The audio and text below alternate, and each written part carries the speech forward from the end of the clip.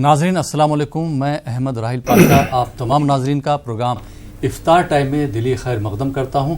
افطار ٹائم ایک ایسا پروگرام ہے جس میں آپ سوالات بھی کر سکتے ہیں اور اپنی پسند کی اپنی فرمائش پر حمد اور نعت بھی سن سکتے ہیں۔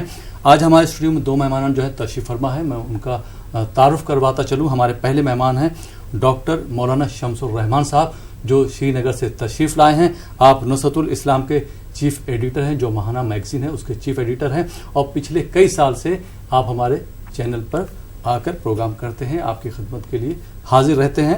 اور ہمارے جو دوسرے مہمان ہیں وہ ہیں توفیق الدین ابوالعلائی صاحب، جن کو آپ بھی ہمارے جو چینل کے پروگرام اس میں دیکھتے رہتے ہیں۔ آپ دونوں حضرات کا خیر مقدم ہے اسٹوڈیو میں۔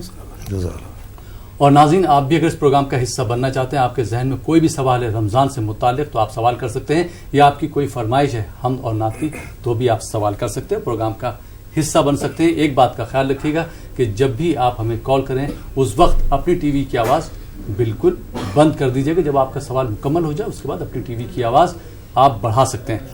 تو جی توفیق بھائی، چونکہ ہمارے پروگرام کا آغاز جو ہے ہم سے ہوتا، تو میں چاہوں گا کہ اس پروگرام کا باقاعدہ آغاز جو ہے ایک پیاری حمد پاک سے کیا جائے۔ انشاءاللہ۔ السلام علیکم ورحمۃ اللہ وبرکاتہ۔ ماشاءاللہ آج کی اس پروگرام کی شروعات ہم سے سماعت فرمائیں۔ جی اعوذ باللہ من الشیطان الرجیم، بسم اللہ الرحمن الرحیم۔ کوئی تو ہے جو نظام ہستی چلا رہا ہے، وہی خدا ہے۔ کوئی تو ہے جو نظام ہستی چلا رہا ہے، وہی خدا ہے۔ دکھائی بھی جو نہ دے نظر بھی وہ آ رہا ہے، وہی خدا ہے، وہی خدا ہے، وہی خدا ہے، وہی خدا ہے۔ تلاش اس کو نہ کر بتوں میں، وہ ہے بدلتی ہوئی رتوں میں۔ تلاش اس کو نہ کر بتوں میں، وہ ہے بدلتی ہوئی رتوں میں۔ جو دن کو رات اور رات کو دن بنا رہا ہے، کیا بات ہے، سبحان اللہ۔ وہی خدا ہے، وہی خدا ہے، وہی خدا ہے، وہی خدا ہے۔ نظر بھی رکھے سماعتیں بھی وہ جان لیتا ہے، نیتیں بھی نظر بھی رکھے سماعتیں بھی وہ جان لیتا ہے، نیتیں بھی جو خانہ لاشعور میں جگمگا رہا ہے، وہی خدا ہے، وہی خدا ہے، وہی خدا ہے، وہی خدا ہے۔ کسی کو تاجے وقار بخشے کسی کو ذلت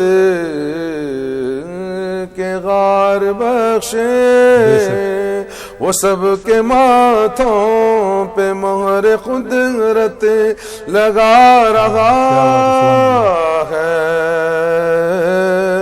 وہی خدا ہے وہی خدا ہے وہی خدا ہے وہی خدا ہے. سبحان اللہ سبحان اللہ. بہت خوب توفیق بھائی, بہت بہت شکریہ. اور مولانا صاحب ہم جو ہیں آج چونکہ تیسرے عشرے میں داخل ہو چکے ہیں تو ہم چاہیں گے کہ عشرے نجات اور دعا کی اہمیت پر روشنی ڈالی, لیکن اس سے پہلے کچھ ہم کالر کو شامل کر لیتے ہیں, اس کے بعد پھر ہم آپ سے تمہیدی کلمات لیں گے. دیکھتے ہیں یہ کالر کہاں سے ہیں اور ان کے کیا سوالات ہیں. جی السلام علیکم. السلام علیکم. وعلیکم السلام. ہمیں جو ہے جی محترمہ کہاں سے بات کر رہی ہیں آپ؟ میں پروین زیدی بول رہی ہوں بہرائچ سے. جی سوال پوچھے اپنا. جی ہمیں یہ جاننا تھا کہ صلاۃ التسبیح کی نماز کیسے پڑھی جاتی ہے, اور دوسرے یہ کہ اعتکاف میں اگر لیڈیز بیٹھنا چاہے جیسے ہم لوگ تو کئی دن کا 1 یا 2 دن کا بھی کر سکتے ہیں کیا؟ اور کچھ ایسی ضرورت جیسے اکیلے ہم اپنے گھر میں اکیلے ہیں تو کچھ باہر نکل کے روم سے کچھ گھریلو کام بھی کر سکتے ہیں کہ نہیں کر سکتے؟ ٹھیک. اور کوئی سوال آپ کا؟ جی اور کوئی سوال آپ کا؟ نہیں, بس یہ اعتکاف کے بارے میں دے دیجیے. مان لیے ہم نے 1 دن کی نیت کی تو اپنے روم میں بیٹھ کے ہم پڑھیں لکھیں, اس کے بعد کیونکہ گھر میں لیڈیز میں ہم اکیلے ہیں تو کیا گھر کے کام کچھ کر سکتے ہیں؟ ٹھیک ہے, بہت بہت شکریہ کال کرنے کے لیے بہرائچ سے. آئیے ناظرین ایک اور کالر کو شامل کرتے ہیں. جی السلام علیکم. وعلیکم السلام. جی محترم کہاں سے بات کر رہے ہیں آپ؟ جی ہم روز سے بات کر رہا ہوں. جی سوال پوچھیے. سوال یہ ہے سر کہ مطلب وہ اذان کا جواب دینے کے معاملے میں ایک مولانا صاحب نے یہ کہا تھا جب حی علی الفلاح حی علی الفلاح ہے تو لاہور بھی لقوت اللہ باللہ علی العظیم پڑھنا ہے. اس کے بارے میں پوچھنا تھا, صحیح ہے یا غلط ہے؟ ٹھیک ہے, بہت بہت شکریہ کال کرنے کے لیے. آئیے ناظرین ایک اور کالر کو شامل کرتے ہیں. جی السلام علیکم. السلام علیکم. غالباً یہ کال ڈراپ ہو گیا. آئیے ناظرین ایک دوسرے کالر کو شامل کرتے ہیں. جی السلام علیکم. السلام علیکم. وعلیکم السلام. جی محترم کہاں سے بات کر رہے ہیں آپ؟ میں شری نگر سے بات کر رہا ہوں. جی سوال پوچھیے. ہاں میرا سوال ہے کہ وطر کا صحیح طریقہ کیا ہے؟ میں شری نگر سے بات کر رہا ہوں. جی فطرے کا میرا سوال ہے مولانا صاحب سے کہ وطر کا صحیح طریقہ کیا ہے؟ وطر کا. ٹھیک, آئیے ناظرین. نہیں وطر کا. جی جی سمجھ گئے, بہت بہت شکریہ کال کرنے کے لیے. آئیے ناظرین ایک اور کالر کو شامل کرتے ہیں. جی السلام علیکم. وعلیکم السلام ورحمۃ اللہ. جی محترمہ کہاں سے بات کر رہی ہیں آپ؟ ہم تو صبح جموں سے بات کر رہے ہیں. جی سوال پوچھیے. ہمیں سوال یہ ہے کہ روزے کے ٹائم کون سی دعا مانگنی چاہیے؟ روزے وقت کے وقت, افطار کے وقت. جی ہاں, افطار کے ٹائم کون سی دعا مانگنی چاہیے اور پھر دعا مانگتا کتنا ٹائم لینا چاہیے؟ دعا مانگنے کے وقت کتنا ٹائم ہونا چاہیے؟ ٹھیک, بہت بہت شکریہ کال کرنے کے لیے. آئیے ناظرین ایک اور کالر کو شامل کرتے ہیں. جی السلام علیکم. وعلیکم السلام. جی محترم کہاں سے بات کر رہے ہیں آپ؟ ہم گجرات سے بات کر رہے ہیں, نگر سے. جی سوال پوچھیے. اعتکاف میں بیٹھے ہوئے تب وہ کیا دین دنیا کی بات کر سکتے ہیں؟ اعتکاف میں بیٹھ کے نا؟ ہاں ٹھیک ہے, بہت بہت شکریہ کال کرنے کے لیے. آئیے ناظرین ایک اور کالر کو شامل کرتے ہیں. جی السلام علیکم. غالباً کال ڈراپ ہو گیا. جی مولانا صاحب عشرہ نجات کی اہمیت اور پھر اس میں جو دعائیں مانگی جاتی ہیں اس کی اہمیت کیا ہے, اس پر روشنی ڈالیں آپ. بسم اللہ الرحمن الرحیم. الحمد لأہلہ والصلاة لأہلہا. قال عز وجل فی کتابہ المحکم اعوذ باللہ من الشیطان الرجیم وَإِذَا سَأَلَكَ عِبَادِي أَنِّي فَإِنِّي قَرِيبٌ أُجِيبُ دَعْوَةَ الدَّاعِ إِذَا دَعَانِ فَلْيَسْتَجِيبُوا لِي وَلْيُؤْمِنُوا بِي لَعَلَّهُمْ يَرْشُدُونَ. صدق اللہ مولانا العظیم. خواتین و حضرات, ماہ مقدس کا آخری عشرہ شروع ہو چکا ہے اور آج 21 تاریخ ہو گئی ہے. بہت سے خوش نصیب اس ماہ مقدس کے آخری عشرے میں رسول رحمت صلی اللہ علیہ وسلم کی ایک عظیم سنت، ایک عظیم اور متواتر سنت جس کو رسول کائنات صلی اللہ علیہ وسلم نے مسلسل رمضان کی فرضیت کے بعد ادا کرنے کی کوشش فرمائی، یعنی اعتکاف۔ اس عمل میں حصہ لینے کے لیے بہت سے خوش نصیب مرد اور خواتین معتکف ہو چکے ہیں، اعتکاف میں جا چکے ہیں۔ ظاہر ہے مرد حضرات کے لیے اعتکاف کے لیے جو سب سے فضیلت کی جگہ ہے وہ حرم پاک ہے، مقدس خانہ کعبہ، اس کے بعد پھر دوسرے نمبر پہ مدینہ طیبہ زاد اللہ شرفہ، اور پھر اس کے بعد تیسرے درجے میں مرد حضرات کے لیے اعتکاف مسنون ہے اپنے شہر کی جامع مسجد میں، اگر وہاں ممکن نہ ہو تو پھر اپنے محلے علاقے کی اس مسجد میں جہاں 5 وقت کی نماز ہوتی ہو۔ اور خواتین پردہ نشیں مائیں بہنیں بیٹیاں وہ اعتکاف کریں گی جہاں وہ نماز پڑھتی ہیں، اپنا مخصوص ان کا کمرہ ہے، حجرہ ہے جہاں وہ قیام کرتی ہیں، وہیں ان کے لیے اعتکاف کی جگہ ہوتی ہے۔ سورہ بقرہ میں جہاں اللہ تعالیٰ نے روزے کی فرضیت، اس کے فلسفے، حکمت اور اس کے تمام امورات کی وضاحت فرما دی ہے، وہیں اللہ تعالیٰ نے آخر میں یہ ارشاد فرمایا کہ یہ ماہ رمضان ماہ دعا بھی ہے۔ چنانچہ آخری آیات ہیں جن کی تلاوت کی گئی، یا رسول اللہ صلی اللہ علیہ وسلم آپ سے میرے بندے میرے بارے سوال پوچھتے ہیں، وَإِذَا سَأَلَكَ عِبَادِي أَنِّي فَإِنِّي قَرِيب، جب وہ میرے بارے آپ سے پوچھیں تو ان کو بتا دیں آپ کہ میں ان کے بالکل قریب ہوں۔ اجیب دعوت الداعی، میں ان کی دعاؤں کو سنتا ہوں، جواب دیتا ہوں، قبول کرتا ہوں۔ اذا اجیب دعوت الداعی اذا دعان، جب وہ دعا کرتے ہیں، فلیستجیبوا لی ولیؤمنوا بی لعلہم یرشدون، میں ان کی دعائیں سنتا ہوں، مجھے وہ پکاریں، قبولیت ظاہر کرتا ہوں اگر وہ ایمان رکھتے ہیں۔ اصل میں دعا اور رمضان یہ لازم و ملزوم ہیں۔ یوں تو دعا انسان ہر مرحلے پر مانگنے کے لیے مجبور ہے، وہی داتا ہے، مختار کل ہے، سب کچھ اسی کے اختیار میں ہے۔ اور دعا کے بارے جو مستقل عبادت ہے، مستقل عبادت کی روح ہے، آقا علیہ الصلوۃ والسلام کا ارشاد گرامی ہے، فرمایا کہ الدعاء مخ العبادت، دعا عبادت کا مغز ہے، اس کا خلاصہ ہے۔ ایک جگہ ارشاد فرمایا الدعاء هو العبادت، دعا ہی اصل میں عبادت ہے۔ تو دعا یہ سب سے بڑا ہتھیار ہے ایک مومن کا، مسلمان کا۔ الدعاء سلاح المومن، مومن کا جو سب سے بڑا ہتھیار ہے، جس پر وہ تکیہ کر سکتا ہے، جس کے سہارے وہ آگے بڑھ سکتا ہے، جس کے سہارے وہ اپنے گرد و پیش ایک قلعہ بنا سکتا ہے، محفوظ رہ سکتا ہے، وہ بس دعا ہے۔ تو ماہ رمضان میں دعا کی قبولیت کی بشارت دی گئی ہے، دعا کی قبولیت کی سند عطا کی گئی ہے۔ اور یہاں تک آپ نے سن رکھا ہوگا رسول کائنات صلی اللہ علیہ وسلم نے فرمایا کہ ماہ رمضان کے آمد کے ساتھ ہی اللہ تعالیٰ اپنے لاتعداد فرشتوں کو اور ان فرشتوں کو جو عرش الہی کے پایوں کو تھام رکھا ہے، تحمید اور تسبیح میں مصروف ہیں، ان تمام فرشتوں کو حکم ملتا ہے کہ آج سے آپ عبادت، ریاضت، تسبیح، تحلیل سب چھوڑ دیں، اور مسلمان روزے دار دعاؤں پر صرف آمین کہتے رہیں۔ یہی وجہ ہے رسول اکرم صلی اللہ علیہ وسلم کو یہ بھی ارشاد گرامی ہے، فرمایا کہ روزے دار کی ایک دعا تو ہر حال میں قبول ہو ہی جاتی ہے۔ جتنی دعائیں انسان مانگے اس میں ایک دعا روز اس کی بہرحال قبول ہوتی ہے، کوئی سی بھی دعا، کوئی بھی دعا، بہرحال وہ دعا ایسی ہو جو اپنی صلاح و فلاح کے لیے ہو، جوڑنے کے لیے ہو، اپنے خیر و برکت کے لیے ہو، اور اپنی جو حاجات ہیں، ضروریات ہیں، ان کی تکمیل کے لیے ہو، جو مرادات ہیں وہ اللہ سے مانگی جائیں۔ تو ایسی دعا سے بہرحال ایوائڈ کرنا ہے، اور ایسی دعا سے ذرا دور رہنا ہے جو جس کے لیے منع کیا گیا ہے۔ مثلاً آپ رشتہ داروں سے منقطع ہونے کے لیے دعا مانگیں، یا جائز تمنا جو ہے نیک خواہشات ان کے لیے دعا کی جائے، یا ایسی دعا انسان کوئی مرد ہے وہ کہے کہ صاحب میں عورت بن جاؤں، عورت یہ دعا کرے کہ میں مرد بن جاؤں۔ تو یہ جو غیر فطری چیزیں ہیں ان سے بچنے کی ضرورت ہے۔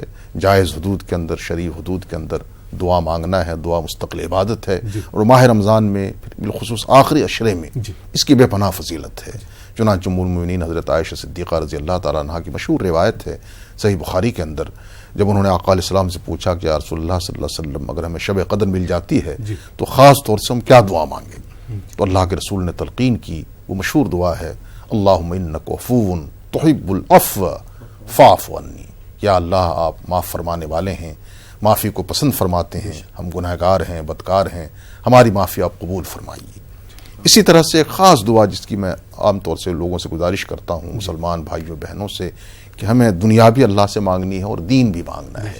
اور اس کی جامع ترین دعا قرآن مجید میں اللہ تعالیٰ نے ارشاد فرمایا، ربنا آتنا فی الدنیا حسنہ وفی الآخرۃ حسنہ وقنا عذاب النار. تو یہ دعا، اس میں دین کو بھی اللہ سے طلب کیا جا رہا ہے اور دنیا بھی طلب کی جا رہی ہے. ظاہر ہے اسلام چونکہ ایک ایسا مذہب ہے جو دین و دنیا کا حامل اور دونوں کی وکالت کرنے والا مذہب ہے. اسلام میں دنیا دین سے الگ نہیں ہے اور دین دنیا سے الگ نہیں ہے، دونوں کا حسین امتزاج ہے. لیکن ہمیں صرف یہ ہے کہ بیلنس کرنا ہے کہ کیا چیز بہتری کے لیے ہم اللہ تعالیٰ سے مانگ سکتے ہیں. سب کچھ اسی کے پاس ہے. اور ہمیں زیادہ سے زیادہ اس ماہ مقدس میں، اب جو آخری عشرہ آغاز ہو چکا ہے، آج 21 تاریخ ہو گئی ہے، عظیم اور متبرک دن ہے. شہنشاہ ولایت داماد مصطفیٰ حضرت شیر خدا علی کرم اللہ تعالی وجوہ کی شہادت کا بھی دن ہے. عالم اسلام کو ایک بہت بڑا زخم لگا تھا اس مرحلے پر جب رسول اکرم صلی اللہ علیہ وسلم کے داماد کو ایک انتہائی گہری سازش کے تحت شہید کیا گیا. اس کے بعد پھر اسلام اس لحاظ سے سربلندی حاصل نہیں ہو سکی جو شریعت کا مزاج تھا، جو اسلام کے آنے کا مقصد تھا، اور ایک بڑی گہری سازش تھی. اس پر گفتگو ہو چکی ہے، انشاءاللہ مزید پھر بات ہوگی. تو عرض یہ کرنا ہے کہ صحابہ کرام کا بھی یہی معمول، حضرت عبداللہ بن عمر رضی اللہ تعالیٰ عنہ ماہ رمضان میں روز شام کو اپنے تمام گھر والوں کو، پوری فیملی کو بلا کر دسترخوان پہ بیٹھ جاتے تھے اور اللہ کی طرف رجوع کرتے تھے، دعائیں مانگتے تھے. اس میں بچے ان کے ہوتے تھے، گھر والے ہوتے تھے، عزیز و اقربا ہوتے تھے. تو اس سنت کو بھی زندہ کرنے کی ضرورت ہے. ہم افطار کے وقت صرف کھانے پر ٹوٹ پڑتے ہیں، فوراً جی افطار کرنا ہے، شربت پینا ہے، پانی پینا ہے، کھجور کھانا ہے، یا جو بھی نعمت اللہ نے دی ہیں ان سب پر ہم ہاتھ صاف کرنے کی کوشش کرتے ہیں. لیکن دعا کی طرف اس وقت توجہ کم ہوتی ہے. اس کی طرف بھی خاص دھیان دینے کی ضرورت ہے، کیونکہ دعا سے ہی انسان کی تقدیر بدل جاتی ہے. اللہ تعالیٰ فیصلے تبدیل فرما دیتے ہیں. جو قسمت میں لکھا ہوا ہوتا، کہتے کوئی نہیں مٹا سکتا، لیکن دعا میں وہ طاقت ہوتی ہے جو قسمت کا لکھا ہوا مٹا سکتی، بدل سکتی ہے. بالکل بالکل، ماشاءاللہ. اور اس پہ بھی گفتگو کریں گے. افطار کی دعاؤں کے بارے میں بھی سوالات آئے ہیں، اس پر بھی کریں گے. اعتکاف کے بارے میں بھی سوال کریں گے. لیکن سب سے پہلا سوال لے لیتے ہیں. پروین زیدی صاحبہ نے سوال کیا تھا بہرائچ سے. انہوں نے صلاۃ التسبیح کی نماز کس طرح سے پڑھیں، ادا کریں، وہ بتا دیں. ماشاءاللہ، صلاۃ التسبیح ایک اہم ترین نماز ہے. رسول کائنات صلی اللہ علیہ وسلم نے اپنے چچازاد بھائی، اور جن کو آپ نے خود یہ لقب دیا کہ آپ قرآن مجید کے سب سے بڑے عالم ہیں، حبر الامت، رئیس المفسرین، حضرت عبداللہ ابن عباس رضی اللہ تعالیٰ عنہ، ان سے آپ نے تلقین کی کہ بھیا اگر آپ کوئی نماز پڑھنا چاہیں تو ایک نماز میں آپ کو بتاتا ہوں، اور اس کی فضیلت اہمیت اتنی ہے کہ اس کو آپ اگر ہو سکے تو روز پڑھا کریں. اگر یہ ممکن نہ ہو تو کم از کم ہفتے میں پڑھا کریں. اگر یہ بھی آپ کے بس میں نہ ہو تو مہینے میں پڑھا کریں. اگر یہ بھی گنجائش نہ ہو تو کم از کم سال میں پڑھا کریں. اور اس کا بھی امکان نہ ہو تو کم از کم زندگی میں ایک بار تو ضرور پڑھا کریں. یہ صلاۃ تسبیح ہے. اور تمام صحابہ کرام، اکابرین، مشائخ، بزرگان دین، اولیاء کرام، ان کا ایک معمول رہا ہے کہ اس نماز کو پابندی سے پڑھتے ہیں کم از کم ہفتے میں. تو یہ نماز 4 رکعت ہے، سنت ہے، نفل کے درجے میں ہے، نارمل نماز کی طرح سے ہے. لیکن تھوڑا سا فرق اس میں یہ ہے کہ ہر رکعت میں 75 مرتبہ جو تیسرا کلمہ ہے سبحان اللہ و بحمدہ، جو تیسرا کلمہ تمجید ہے، اس کو اس نماز میں ہر رکعت کے اندر 75 مرتبہ پڑھنے کی کوشش کرنی ہے. تو یہ 75 بار ایک رکعت میں پڑھیں گے، دوسرے میں 75، تیسرے میں 75، چوتھے میں 75، تو یہ 300 مرتبہ تسبیح پوری ہو جائے گی. 4 رکعت میں 300 بار یہ تسبیح آنی چاہیے.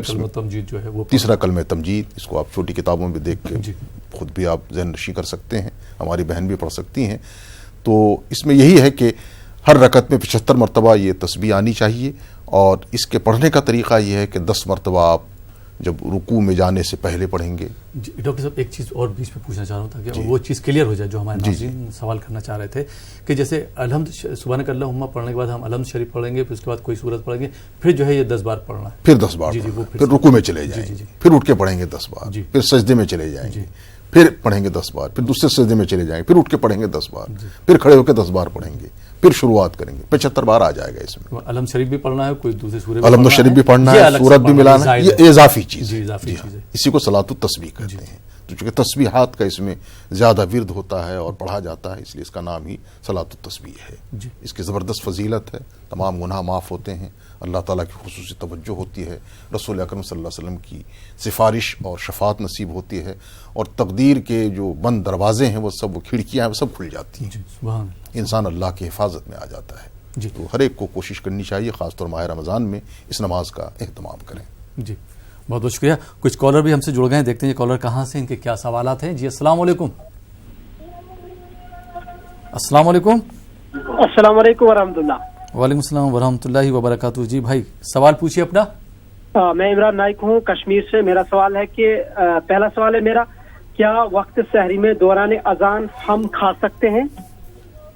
جی اور کوئی سوال؟ دوسرا سوال ہے میرا کہ کئی لوگ نماز پڑھتے ہیں کرسی پر، جی جی، لیکن جب وہ نماز کرسی پر پڑھتے ہیں لیکن کئی 1 کلومیٹر یا آدھا کلومیٹر دور سے یا 200-300 مطلب قدم سے وہ مسجد تک پہنچتے ہیں آرام سے، لیکن مسجد میں وہ کرسی پر بیٹھ کے نماز پڑھتے ہیں، ان کے لیے کیا حکم ہے؟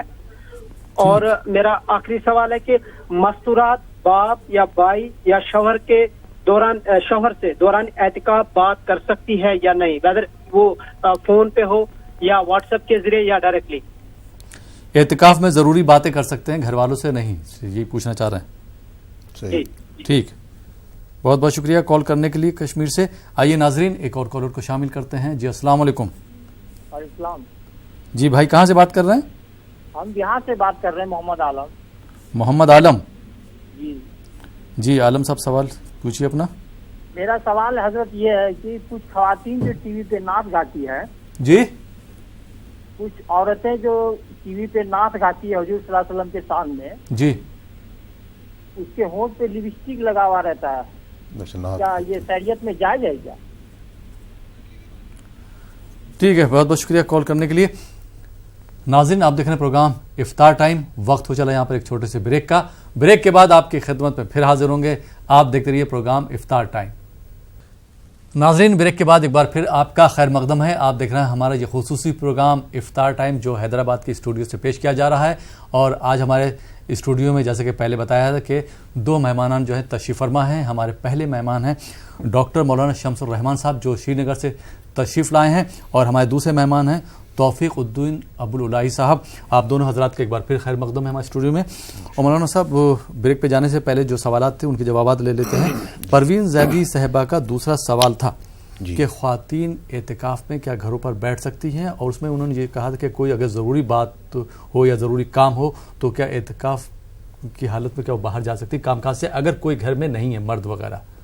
جی ماشاء اللہ، خواتین کو بھی اعتکاف میں جانا انتہائی پسندیدہ عمل ہے۔ رسول کائنات صلی اللہ علیہ وسلم کی اتباع میں ہماری جو مائیں گزری ہیں، امہات المومنین حضرت عائشہ صدیقہ رضی اللہ تعالیٰ عنہ اور دیگر ازواج مطہرات، وہ سبھی اکثر و بیشتر اعتکاف میں جاتی تھیں، معتکف ہوتی تھیں۔ جی تو خاتون کے لیے بس یہ ایک ضروری ہے کہ جہاں ان کا گھر ہے، جہاں وہ نماز پڑھتی ہیں، خصوصی کمرہ ہے، خاص حجرہ ہے جس کو انہوں نے نماز کے لیے مخصوص کر رکھا ہے، وہیں وہ اعتکاف میں بیٹھیں گی۔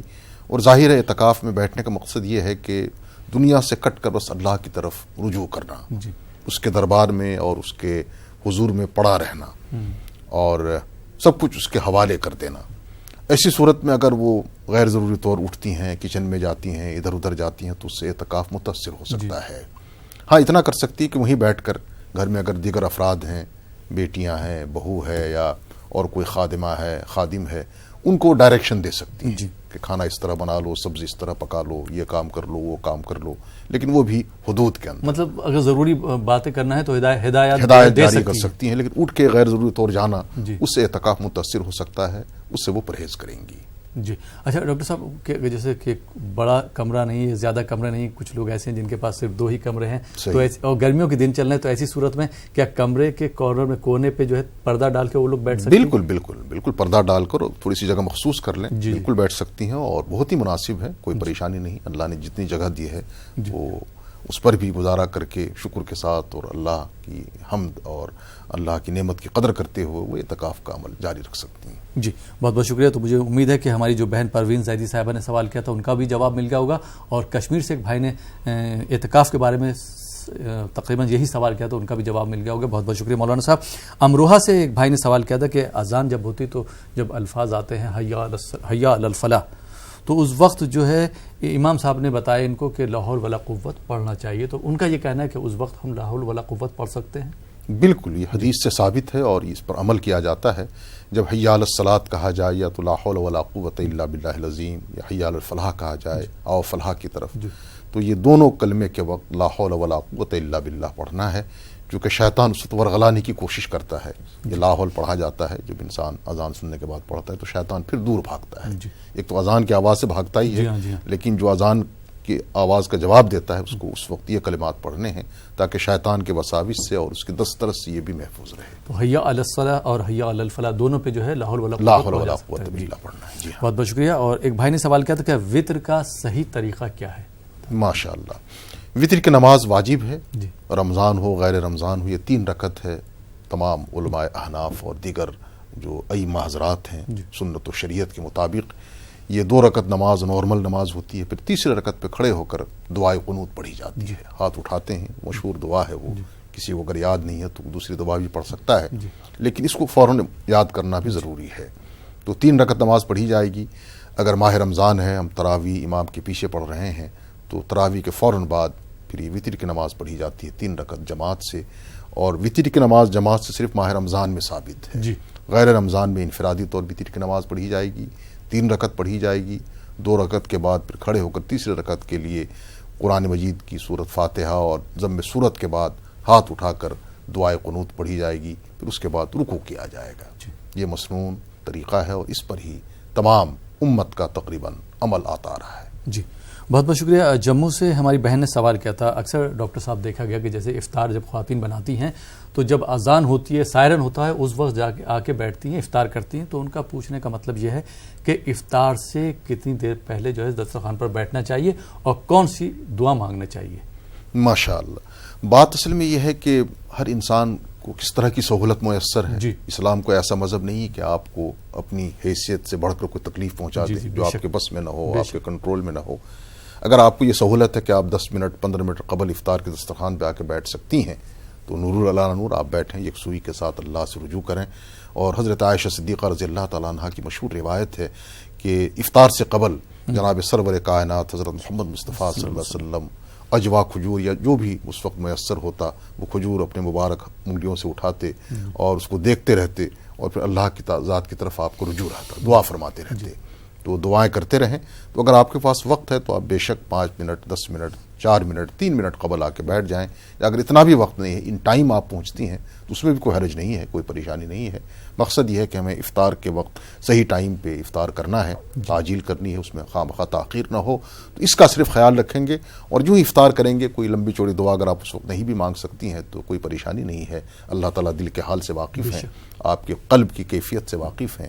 تو آپ کی جو مرادیں ہیں، جو دعائیں ہیں، آپ اللہ سے اگر ڈائریکٹ رابطہ کر لیں گی تو اسی وقت آپ کی دعا اللہ تعالیٰ سن لیں گے اور قبول فرما لیں گے. تو مشہور دعا ہے ہی کہ جب آپ افطار کو بیٹھے تو اللہم لک صمت وبک آمنت وعلی رزقک افطرت، یہ دعا پڑھی جائے. یا بسم اللہ الرحمن الرحیم کہہ کے شروع کر دیں. یہ دعا یاد نہیں ہے، اس کے بعد جو دعا ہے اپنی زبان میں آپ دعا کر لیں. یہ کوئی ضروری نہیں ہے. دعا اس میں یقیناً خیر و برکت ہے جو رسول اکرم صلی اللہ علیہ وسلم سے انہی الفاظ کے ساتھ ثابت ہے. لیکن ہمارے بہت سے بھائی بہن جو عربی الفاظ نہیں جانتے، ان کو محروم ہونے اور مایوس ہونے کی قطعی ضرورت نہیں ہے. وہ اپنی زبان میں، چاہے آپ کی زبان کشمیری ہے، تمل ہے، اردو ہے، بنگلہ ہے، عربی ہے، فارسی ہے، انگریزی ہے، جس زبان کے آپ جاننے والے ہیں اس میں آپ اللہ کو پکاریے. وہ تمام زبانوں کا خالق و مالک وہی ہے، علیم بذات الصدور. وہ دلوں کی کیفیت اور احوال سے بھی واقف ہیں. تو جس زبان میں آپ دعا مانگیں گی، بلکہ بہتر یہ ہے، بعض علماء نے یہ بھی لکھا ہے کہ مناسب ہے کہ انسان اپنے معافی ضمیر کو ادا کرنے کے لیے اور اللہ تعالیٰ سے اپنی مرادیں طلب کرنے کے لیے اپنی زبان میں ہی دعا مانگے، تاکہ بالکل فرینکلی وہ اپنی بات کہہ سکے اور اپنے ضمیر کا اظہار کر سکے. تو اس میں بھی کوئی حرج نہیں ہے. بہت بہت شکریہ. اور اذان کے وقت کھا سکتے ہیں یا نہیں کھا سکتے ہیں؟ ایک ہمارے اگلے کالر نے سوال کیا تھا. بات یہ ہے کہ دیکھیے کچھ مساجد میں تو فوراً اذان ہو جاتی ہے، سحری کی اذان. جی سحری کی اذان. اور کہیں ایسا ہوتا ہے کہ پہلے جو ہے وہ سائرن بجتا ہے، اس کے کچھ ٹائم کے بعد 10 منٹ کے بعد یا 15 منٹ کے بعد اذان ہوتی ہے. تو میں چاہوں گا کہ آپ ہمارے ناظرین کو دونوں طرح کا جواب دیجیے کہ جیسے انہوں نے بولا کہ سحر کے وقت اگر یہ کھا رہے ہیں اور اذان ہو گئی تو ایسی صورت میں کیا کرے، تو دونوں طرح سے جواب دے دیجیے. ماشاءاللہ، بہت زبردست بات ہے. اصل میں یہ ہے کہ بہت سے ہمارے ناظرین کو، مسلمانوں کو آج یہ غلط فہمی ہے. رسول پاک صلی اللہ علیہ وسلم کے مبارک دور میں 2 اذانیں ہوتی تھیں.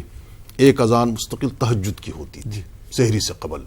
تو اس تہجد کے اذان کے وہ لوگ اٹھ جاتے تھے، سحری کھاتے تھے، اس سے کوئی فرق نہیں پڑتا تھا. بلکہ حدیث میں کہا گیا ہے کہ عبداللہ ابن مکتوم رضی اللہ تعالیٰ عنہ جب اذان دیتے ہیں تو وہ سحری کی اذان ہوتی ہے اور مسلمان اس وقت کھاتے پیتے رہے. تو مسلمان کھاتے تھے، تمام صحابہ کرام، چونکہ معلوم تھا انہیں کہ اذان سحری کی اذان ہے، تو مطلب تہجد کی اذان ہے.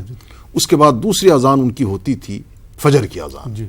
2 اذانیں ہوتی تھی رسول پاک صلی اللہ علیہ وسلم کے مبارک، تہجد کی اور ایک جو ہے تہجد کی اور دوسرے فجر کی.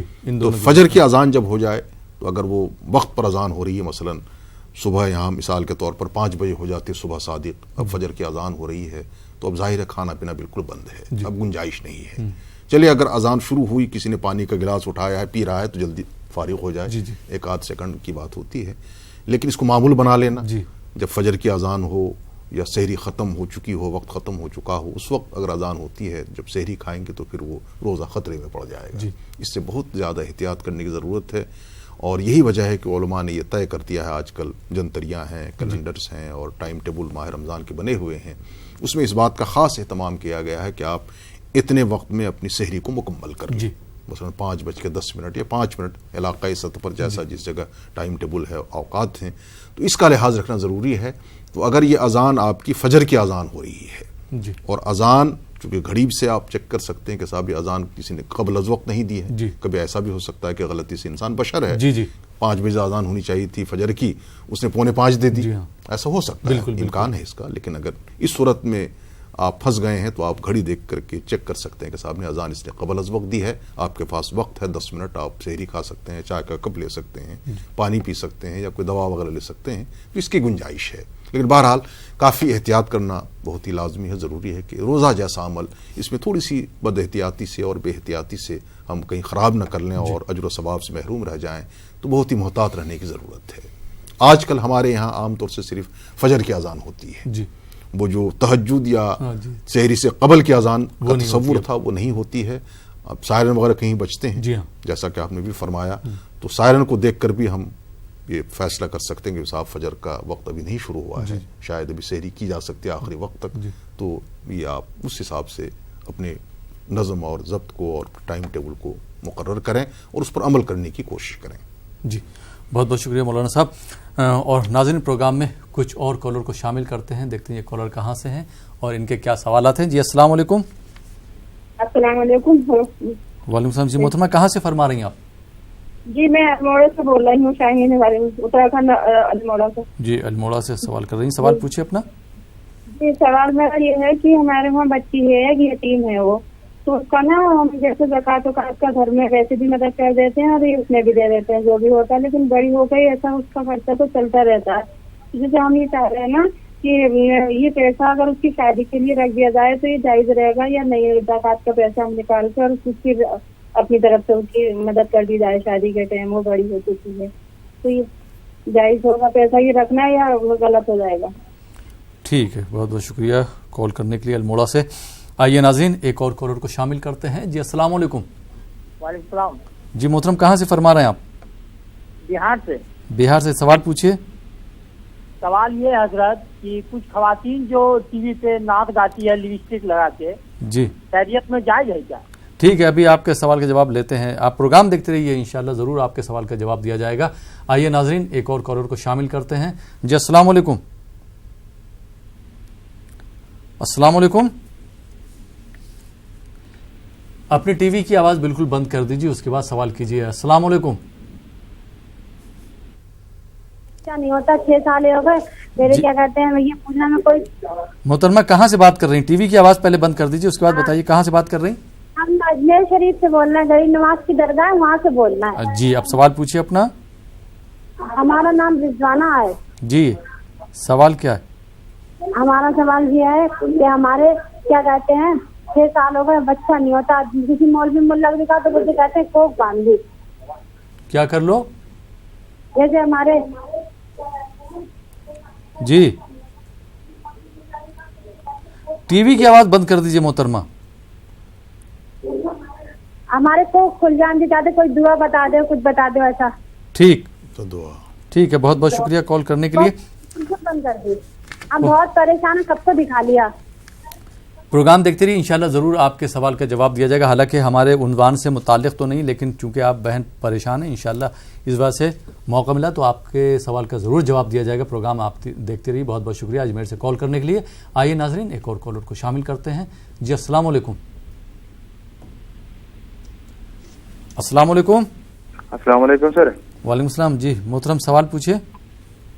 سر ہمارا سوال یہ ہے کہ جو ہماری ماں بہنیں جو افطاری کے وقت کچھ میٹھا یا نمکین بناتے ہیں جی تو اس میں اگر نمک تھوڑا چیک کرنا ہوگا یا میٹھا چیک کرنا, کیا ہم روزے کی حالت میں اس کو تھوڑا زبان کے ساتھ لگا کے تھوڑا چیک کر سکتے ہیں؟ نہیں, آپ چیک کر سکتے ہیں یا جو خواتین افطار بنا رہی ہیں وہ چیک کر سکتی ہیں؟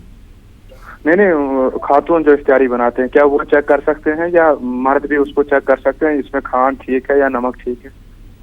ٹھیک ہے, روزے کی حالت میں. جی ہاں, بہت بہت شکریہ کال کرنے کے لیے. آئیے ناظرین ایک اور کالر کو شامل کرتے ہیں. جی السلام علیکم. وعلیکم السلام. جی محترم کہاں سے بات کر رہے ہیں آپ؟ میں کشتواڑ سے بات کر رہا ہوں. جی سوال پوچھیے. اچھا, سوال یہ ہے کہ اہل مسلم کو کسی سٹی میں یا کسی گاؤں میں کیا کہتے ہیں جوائنٹ پاپولیشن ہے, ملی جلی پاپولیشن, ہندو بھی ہیں, سکھ بھی ہیں, عیسائی بھی ہیں, محمد بھی ہیں. تو سوال میرا یہ ہے اگر ہندو فوت ہو جاتا ہے تو اس کو شمشان گھاٹ پر لکڑی دینا واجب ہے کہ؟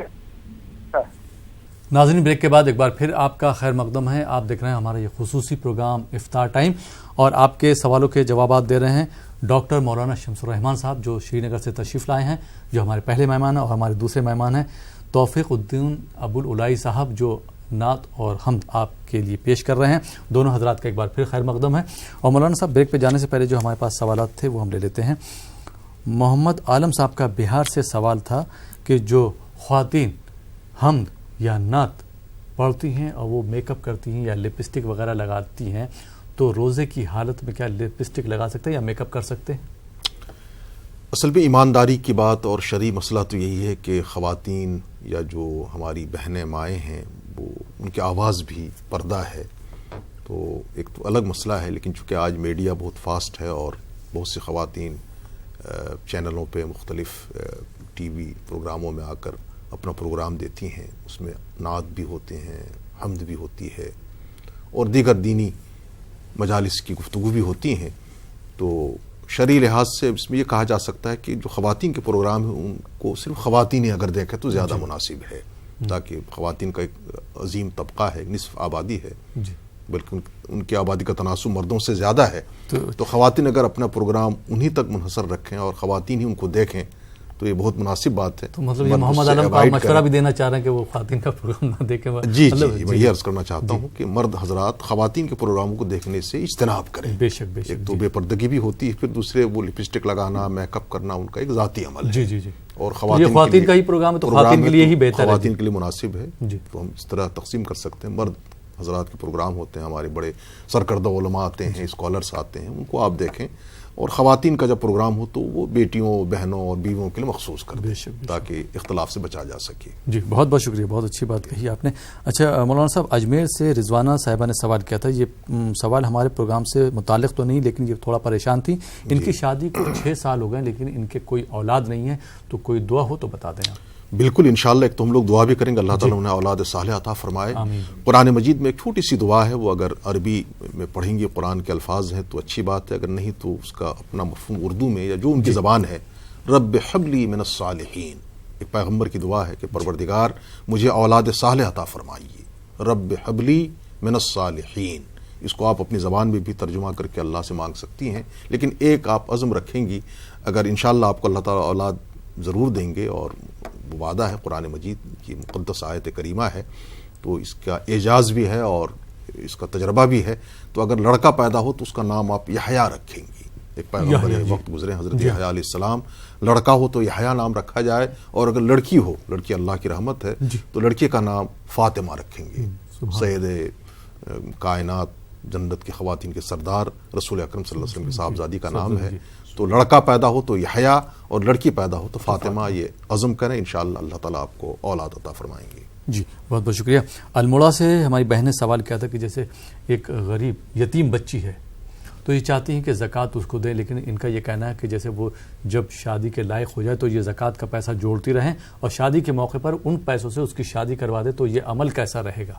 بہت ہی زبردست عمل ہوگا یہ, اور اللہ تعالیٰ کے یہاں قابل قبول ہے. یتیم کا حق ہے ہی, صرف اتنا کرنا ہے کہ وہ رقم ہم جو زکوٰۃ کی ہے وہ نکال کر ان کے نام مخصوص کر دیں. جی, کوئی ایسا ان کا کوئی سرپرست ہو ان کے حوالے کر دیں, یا کوئی جو ذمہ دار ہو, یا آج کل بینکوں کا نظام ہے, جی ہاں, اگر آپ فکس میں نہیں رکھ سکتے تو جو کرنٹ اکاؤنٹ ہے اس میں آپ جمع کرتی رہیں, کل کو ان کی شادی ہو اس میں خرچ کی جائے تو اس کی اجازت ہے.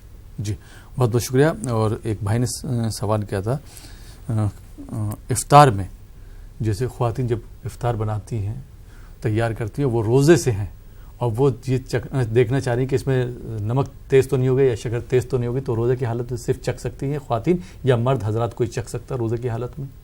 فقہاء اسلام نے مخصوص حالات میں خواتین کو اجازت دی ہے, خاص طور سے ان خواتین کو جن کے شوہر مزاج تیز ہیں, جی جی, اور بڑے ہٹلر ٹائپ کے ہوتے ہیں, غصہ کرتے ہیں اور بات میں ان کو ناراضگی ہو جاتی ہے, تو ان کے لیے گنجائش ہے کہ وہ تھوڑا سا چکر فوراً تھوک دیں یا زبان صاف کر لیں, تو یہ خواتین کے لیے ہے. تو مرد حضرات کو اس سے بہرحال بچنا ہے, لیکن اگر کہیں ایسی مجبوری ہے کہ صاحب ہم دیکھ لیتے ہیں کہ صاحب ٹیسٹ صحیح ہے وغیرہ, تو گنجائش ہے, لیکن فوراً وہ منہ صاف کریں گے, زبان صاف کر لیں گے. لیکن بہتر ہے احتیاط کریں, تاکہ خواہ مخواہ ایسا عمل جو ایک خاص پس منظر میں دیا گیا ہے اس کو عام نہ کیا جائے. خواتین کر سکتی ہیں شوہر کے عتاب اور عذاب سے بچنے کے لیے. جی بہت بہت شکریہ. ایک اور سوال تھا کہ جو اس ہمارے عنوان سے نہیں ہے, الگ سے سوال ہے, لیکن میں چاہوں گا کہ یہ اس کا جواب آپ دے دیں. کشتواڑ سے بھائی نے سوال کیا تھا کہ ایک علاقہ ایسا, ایک جگہ ایسی ہے جہاں سب لوگ مل جل کر رہتے ہیں, ساری قومیں مل جل کر رہتی ہیں, ایسے میں کسی کے غیر مسلم بھائی کا انتقال ہو جاتا ہے تو کیا مسلم بھائی جو ہے ان کو جلانے کے واسطے لکڑی دے سکتا ہے؟ بالکل, یہ انسانیت کا مذہب ہے, اسلام خاص طور سے رواداری کا مذہب ہے, اور انسانیت کی تعلیم سب سے زیادہ ہمارے مذہب میں دی گئی, یعنی اسلام میں. خود حدیث بخاری ہے, رسول اکرم صلی اللہ علیہ وسلم تشریف فرما تھے, ایک جنازہ جا رہا تھا, تو صحابہ بھی وہاں بیٹھے تھے, تو اس جنازے کو دیکھ کر آقا علیہ السلام کھڑے ہو گئے. صحابہ نے عرض کیا, رسول اللہ صلی اللہ علیہ وسلم, تو مرنے والا یہودی ہے. تو مقصد یہ تھا کہ آپ نے ایک یہودی میت کا استقبال کیا, کھڑے ہو کر اعزاز کیا. تو فرمایا آپ نے کہ مرنے والا انسان تو تھا. تو اس حدیث کی بنیاد پر آپ اپنے ہمسایہ جو مرنے والا غیر مسلم ہے, کسی بھی مذہب سے اس کا تعلق ہے, اس کی آخری رسومات کے اگر آپ لکڑی دیتے ہیں یا کوئی اور کس طرح سے آپ مدد کر سکتے ہیں تو کوئی حرج نہیں, بلکہ اس میں آپ کو نیت کی بنیاد پر اجر و ثواب ملے گا. بہت بہت شکریہ. کتنے اچھے پیغامات جو ہیں ماشاءاللہ اس چینل سے جاتے ہیں, تو مجھے امید ہے کہ ہمارے جو ناظرین ہیں جن کے شک و شبہات تھے کسی بھی مسئلے کو لے کر, یہاں سے جو جوابات دیے جا رہے ہیں وہ دور ہو گئے ہوں گے. اور ناظرین, جیسا کہ آپ کو معلوم ہے کہ ہمارے ساتھ جو ہے نعت خواں توفیق الدین ابوالعلائی صاحب موجود ہیں, تو میں ان سے درخواست کروں گا کہ ہمارے ناظرین کے لیے ایک منقبت پیش کریں. شاہ مردان شیر یزدان قوت پروردگار, شاہ مردان شیر یزدان قوت پروردگار,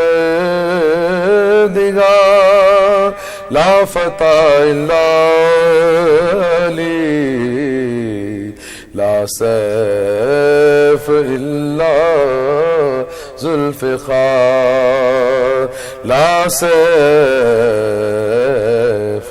الا ذوالفقار. پیش ہے. خدا کے دین کی پہچان لی,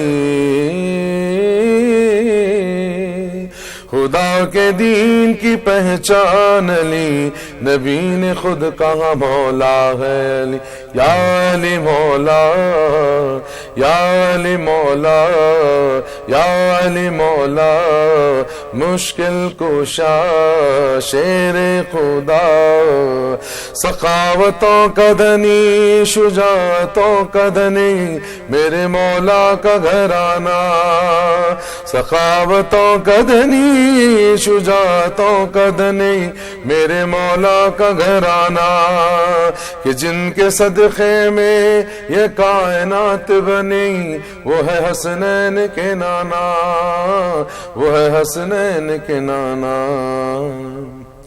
نبی کی جان ایمان علی مولا مولا نبی کی جان ایمان علی نبی نے خود کہا مولا ہے علی یا علی مولا حیدر مولا یا علی مولا شیر خدا مولا مولا مولا مولا مولا مولا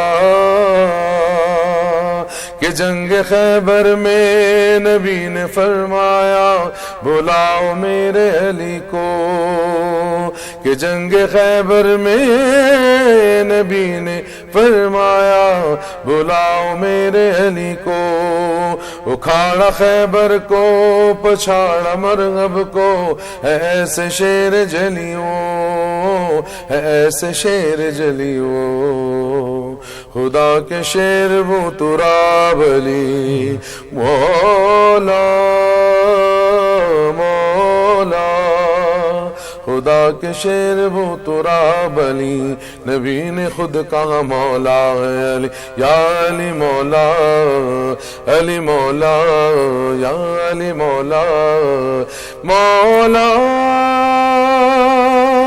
مولا علی مولا علی علی مولا مولا علی علی مولا مولا علی علی مولا مولا علی. بہت خوب توفیق بھائی. اور مولانا صاحب میں چاہوں گا کہ آخر میں جو ہے آپ جو ہے 1 منٹ کی دعا کر دیں. اللہم انت السلام و منک السلام تبارک ربنا متعالیت یا ذا الجلال والاکرام. یا الہ العالمین اپنا فضل و کرم فرما. عشرہ نجات کا آج پہلا دن ہے, ہم سب کے لیے نجات مقدر فرما. آمین. اپنے فضل و کرم سے امت مسلمہ کی تمام دعائیں قبول فرما. آمین. امت کو عروج عطا فرما, اسلام کو فروغ عطا فرما, اسلام کو سربلند فرما. یا اللہ ہمارے تمام مسائل حل فرما, مرادیں پوری فرما, دعاؤں کو قبول فرما. اولاد صالح جن کو آپ نے دیا ہے ان کو صالح سے صالح تر بنا. یا اللہ اگر اولاد ناخلف ہے ان کو صحیح راستے پر چلا. یا اللہ جو بے اولاد ہے انہیں اولاد عطا فرما, جو بیمار ہے انہیں شفا عطا فرما. یا اللہ جو جن مسائل اور مشکلات سے دوچار ہیں اپنے فضل و کرم سے انہیں حل فرما. یا اللہ ہم سب کی تمام دعائیں اپنے فضل و کرم سے قبول فرما. ربنا تقبل منا انک انت السمیع العلیم وتب علینا انک انت التواب الرحیم برحمتک یا ارحم الراحمین. توفیق بھائی آپ کا بہت بہت شکریہ, آپ ہمارے اسٹوڈیو میں تشریف لائے. اور مولانا صاحب آپ کو بھی بہت بہت شکریہ کہ آپ جو ہے ہمارے اسٹوڈیو میں تشریف لائے اور آپ نے ہمارے ناظرین کی رہنمائی فرمائی. بہت بہت شکریہ. تو ناظرین یہ تھا ہمارا پروگرام افطار ٹائم. فی الحال یہ پروگرام اب یہیں پہ ختم ہوتا ہے. اسی کے ساتھ اپنے میزبان احمد راحیل پاشا کو اجازت دیجیے اور آپ دیکھتے رہیے نیوز 18 اردو.